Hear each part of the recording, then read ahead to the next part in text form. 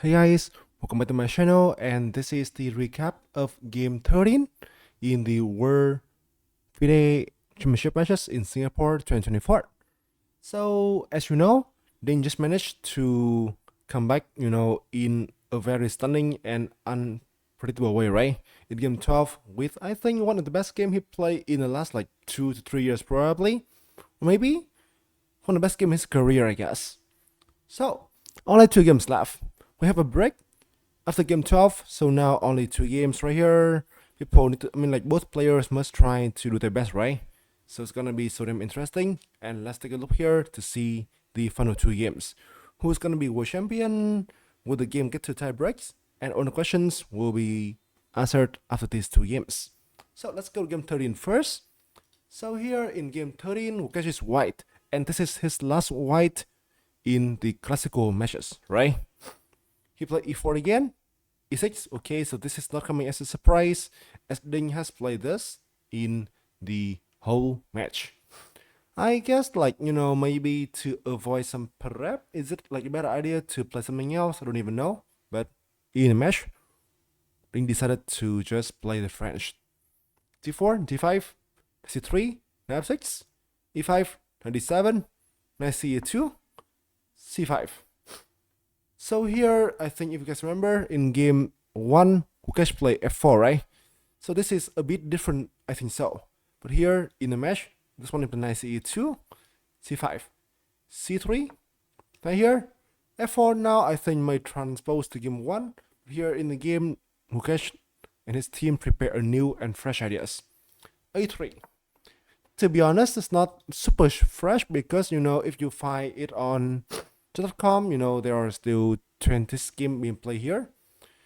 Some games, there's a game of Kamsky, and then I think a game, from GM John Benjamin and even Marshall in the past, but overall, this is very, very rare.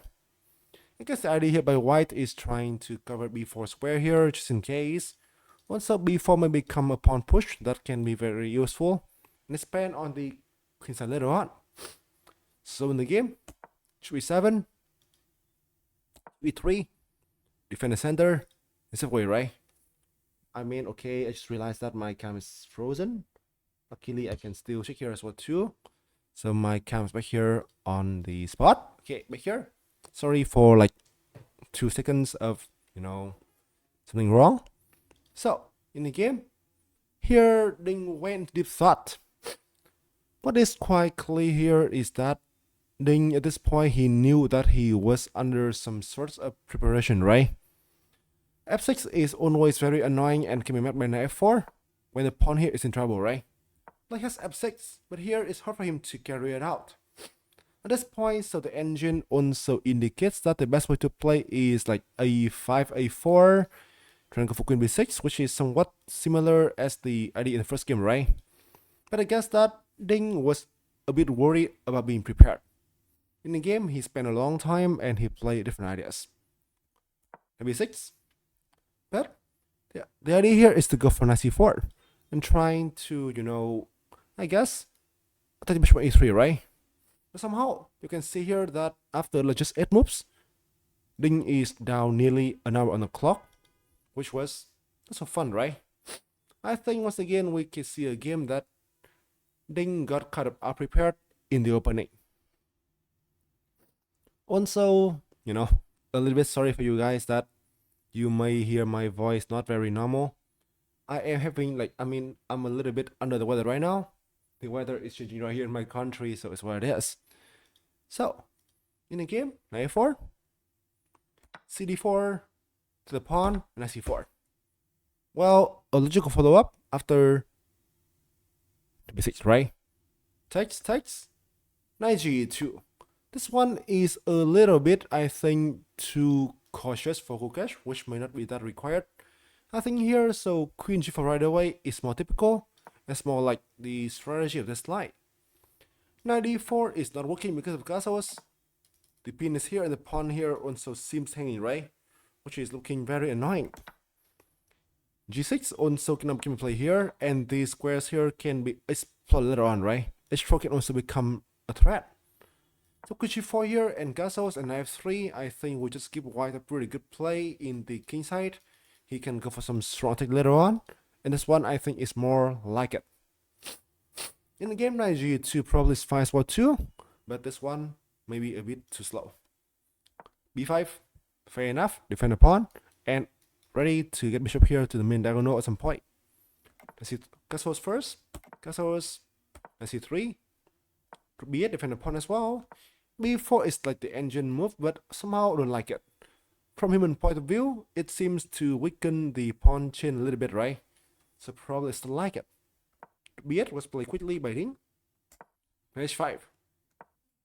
As usual, Gukesh always opt for the most, I think, active ideas here and go for some source of attacking chances.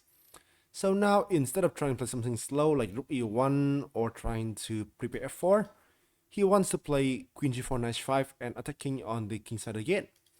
Now queen g4 right away is, I think, a wrong move order because of f5 can be try. Take here now it's not good because right now if I can be a thing, right? And suddenly it is a wrong move order. The queen is in trouble a little bit. So in the game, knight h5 is much better choice to play. Knight h5. f5. Well, strictly speaking, understandable. This is ideas, right? And normally black never want to play g6. So here for instance, he never want to play here because now the king side is weakened considerably, right? Like here for instance, knight f6 right here, takes here, and even though black is over pawn, his dark squares become incredibly weakened, isn't it? For instance, rook d8 here and then knight e4, or like even here winning in material, things not looking fun at all. So in the game, he played f5. Even though he weakened his king side a little bit, but g4 can cover for a time being. It pass on to the bishops. Queen f3. I think here when I right away is the engine top choice, but I think it's not so clear to me. Queen is here. d5 takes. Queen d5 and queen is here. I don't know. For me, I guess white should be somewhat better, but it's not so clear to prove it. So in the game, it's not surprising that white play queen f3. Give this pawn here still weak, and trying to still some sort of strong attack. Here the engine indicates that black can now equalize. Knight d4. You know, boldly running the pawn. But in reality, the line is not that easy to play. Queen g3 for instance, here, right? b7, a1, and e5. Here, so I don't even know. I guess the engine believed that after this one, black is okay. I thought f4 here might become trouble, but here black can still play bishop h4, which trap the queen. That's funny, right? Also, knight here, and f4 is not that dangerous because of knight f5 as well. So here black seems to survive, in fact. But you know, I guess when you want to play so, like, you know, safe choice, you don't think about grabbing the pawn on the center, right? Which seems to put up everything. In the game, queen e8, takes, queen e2. I think my cam's gone again. I'm pretty sure. Yeah, that's not a surprise. But here, so okay, I mean, just sorry for some technical issues beforehand, man. So I think in the game here, the queen is being attacked, right?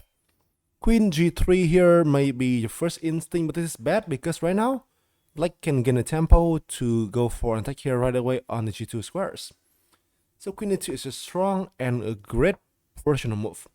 It just get the queen to safety, still attack here the pawn here on e6, and prove that these dark squares here can still be weak as well, right?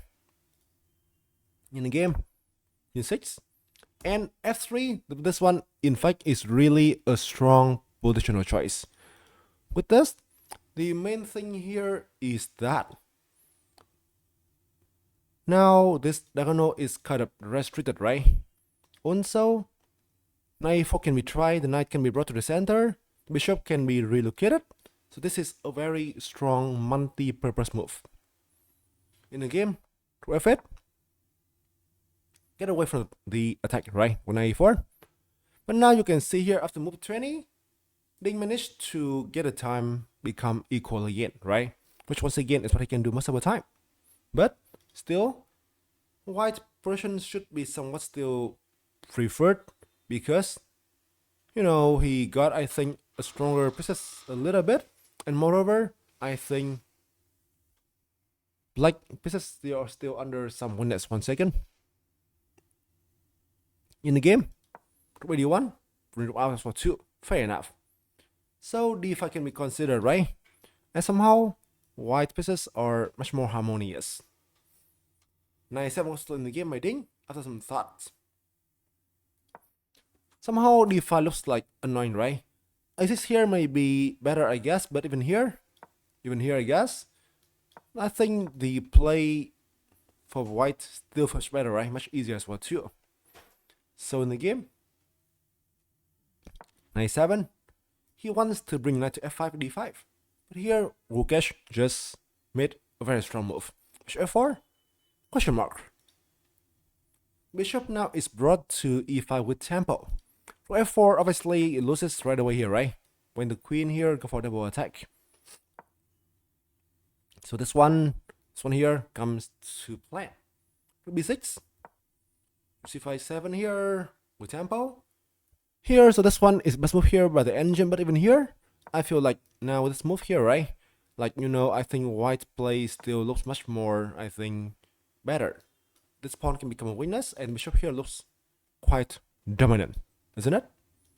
So in the game, look what's playing. Should d6, create.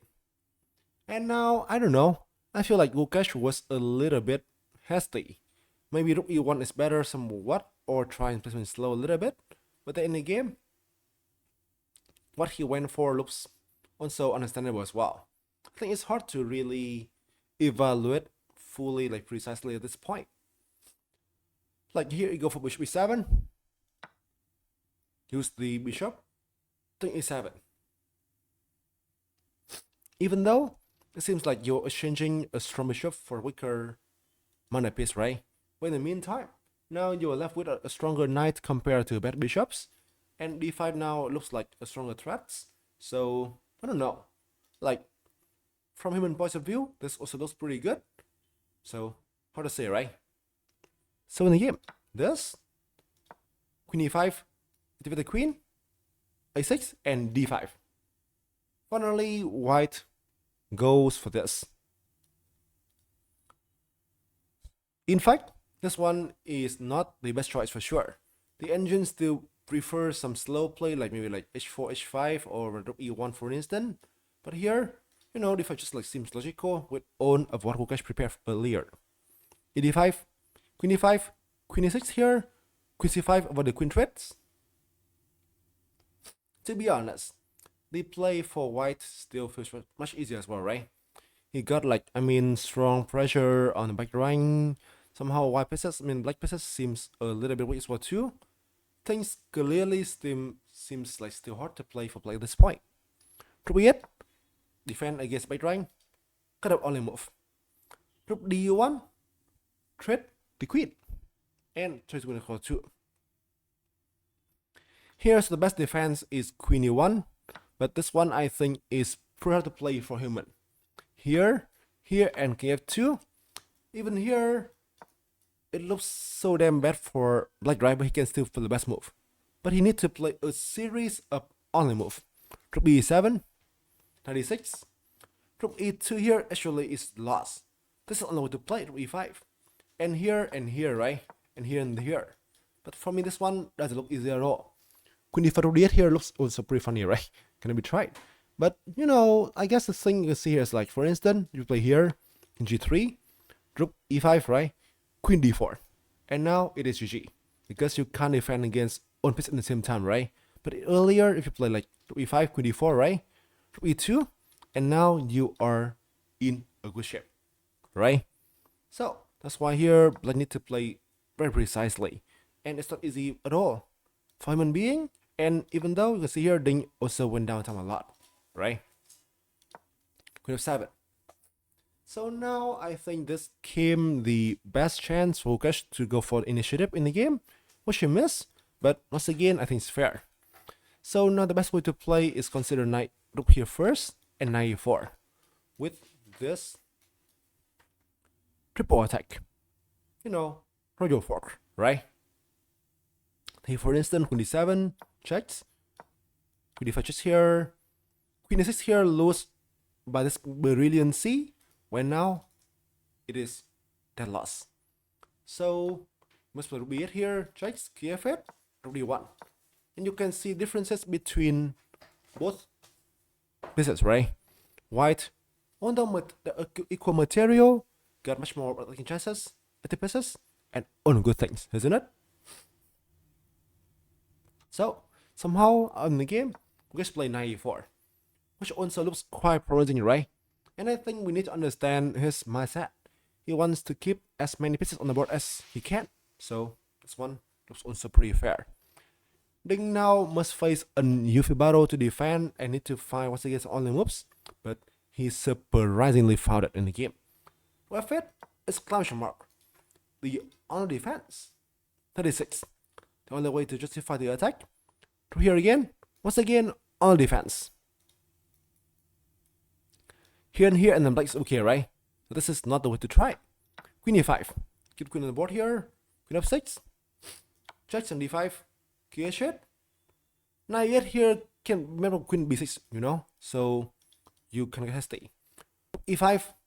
Attack with the pieces and trying to go for e1 right now and attack here on the e file. But this one, you know, is a bit slow. So now black get a chance for e7, try to queen here, e1, e5. I think now the best chance here, you know, if it exists, is queen e5. For an endgame, when the knight is better than bishop, right?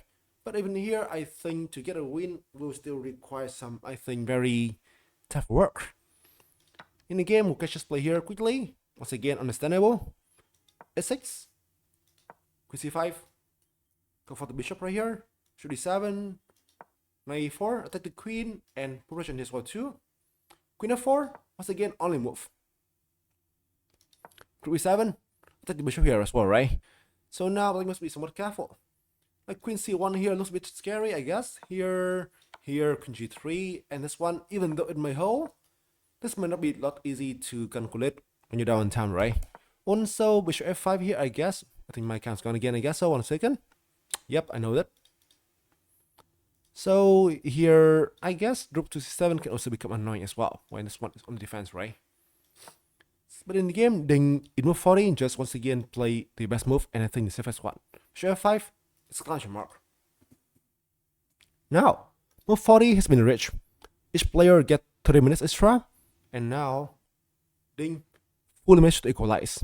His pieces come to life, the knight here can be traded away, and his king now is somewhat feeling safer. So ding, I think just made a brilliant defensive task to survive here. In the game, Gukesh obviously still keep pushing and pushing and pushing. Queen d4, which yet only defense here against the mid. h3, queen c1, kf2, keep game going on. e4, e4, c3. This one for me is a pretty good political choice when he wants to trade other pawns here and go for an endgame that, you know, he may survive easily. So here the thing you can see is like, although it looks like equal, right? Equal material, but then white with better pieces can still try and push to the end. He can look for this kind of tricks, you know. Take the rich pawn here, and the rook on g8 is a bit passive. This one I think is pretty good political choice. Queen c3 here is a draw right away. When a5 now can be tried. And I think black now face no trouble anymore. So the game take out the b pawn, queen a3. Rook e6 can be tried by Gukesh, you know, but you just play queen a2, and it comes to nowhere. In the game, king here first over the checks. Queen b3, cover rook e6, rook e7, a5, push the pawn. Rook b7, queen c4. Once again, safe play by Ding, right? Here, and now if you play rook a7, play here as well, right? And this one is also dead draw. I think so. So the most thing you can have here and you can achieve for white is like 3 against 2 in the king side, which in fact doesn't really work. I don't even know why my cam just keep on frozen this time. Hopefully in game 14 it won't happen anymore. In the game 26 right here, b5 allow a4 when I think there can be some good counter play here for black with a pawn. So in the game queen b5 queen c3, and now the game I think requires no comment anymore. It is an easy draw. It is level. When it is really hard here to create the passers, and these pawns here can become a winning spot too, and this one is a theoretical draw. So here both players try, but then it now comes to repetition.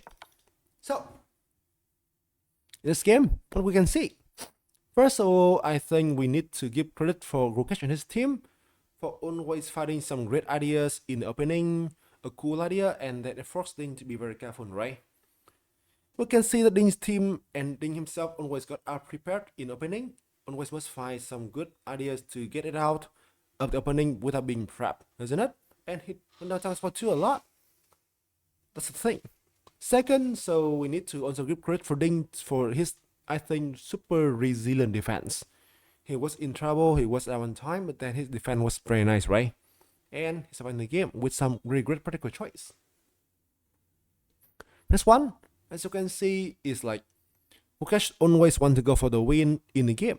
He always trying to go for the attack, keep pieces there, and trying to just don't trade pieces, right? So it is a nice game when both players show what they're the best. One game left. Game 14. Now it's gonna be close. Gonna be fun. Who's gonna win the world champion? Or we'll get a tie break. The final game is a golden one. Let's take a look and we will take the recap later on.